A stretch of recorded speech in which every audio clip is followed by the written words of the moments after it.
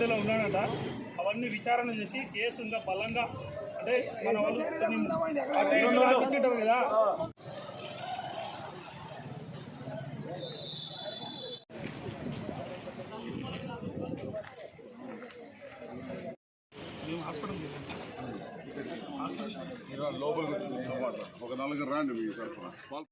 అతను అరెస్ట్ చేసి అతన్ని రిమాండ్కి పంపాలి. అతను అత్యాచార ప్రయత్నం చేసినాడు కాబట్టి ఖచ్చితంగా అటువంటి సెక్షన్లో పెట్టాలి.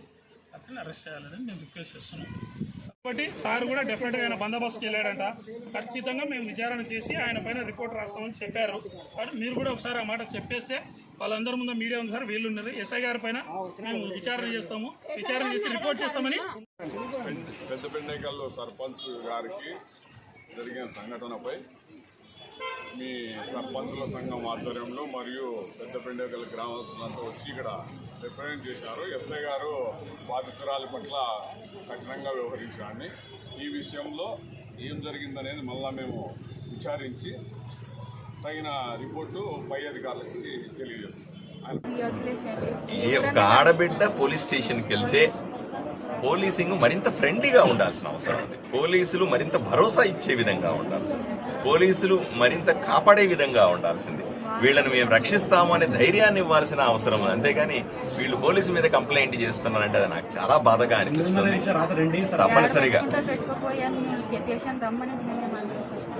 తప్పనిసరిగా దీని మీద కూడా పూర్తి స్థాయి విచారణ జరిపించి ఏమో అవసరమైనటువంటి చర్యలు తీసుకుంటాం. తల్లి ఏమో ధైర్యంగా ఉంటామా. ఆ రోజు ఆదివారం రాత్రి నేను ఉన్నప్పుడు నాకు రాత్రి 10:30-11 సమయంలో ఫోన్ చేశారు. మీరెవరో వీళ్ళు 10:30-11 సమయంలో నాకు రాత్రి ఫోన్ చేసినారు. నేను నార్మల్గా నేను ఏ ఫోన్ ఉన్నా ఎత్తాను. నాకు నెంబర్ లేని ఫోన్ అది. ఈ నెంబర్ లేని ఫోన్ కూడా నేను ఎత్తాను. ఎత్తి అంటే ఆయాసపడుతూ ఒక అతను నాకు ఫోన్ చేశాడు. ఏమంటే ఇట్లా సర్పంచ్ మీద అత్యాచారం జరిగే ప్రయత్నం చేశారండి, పోలీస్ స్టేషన్కి వచ్చాము, ఎవరు పట్టించుకోవట్లేదు అయ్యా అన్నారు. నేను అప్పటికప్పుడు పోలీసులకి ఇన్ఫార్మ్ చేసి ఏంటండి సీరియస్గా తీసుకోండి ఈ అంశాన్ని, ఏమిటిది అని చెప్పంగానే అప్పుడు రియాక్ట్ అయినారు. పాపం వీళ్ళు చెప్తున్నారు 2 గంటల సమయం అంటున్నారు. 2 గంటల వరకు కూడా పట్టింది అక్కడ స్టేషన్లో.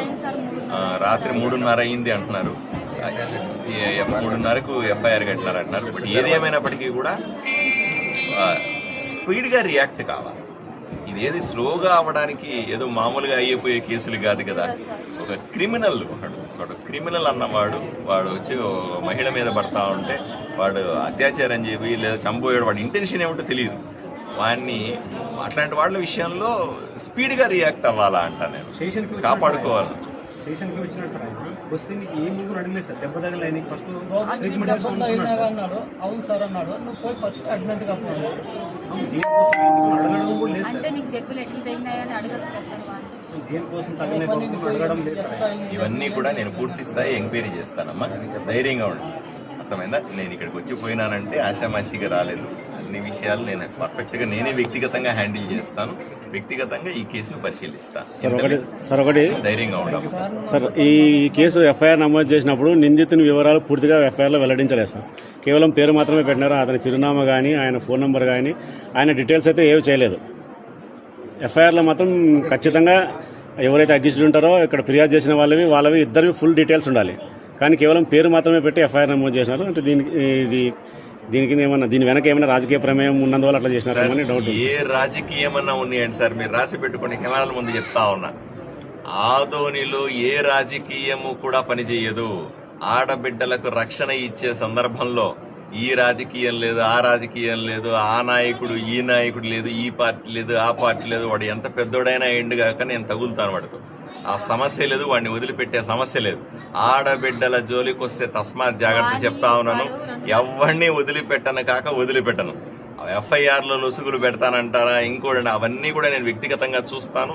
అవన్నీ కూడా నేను వ్యక్తిగతంగా పరిశీలిస్తాను.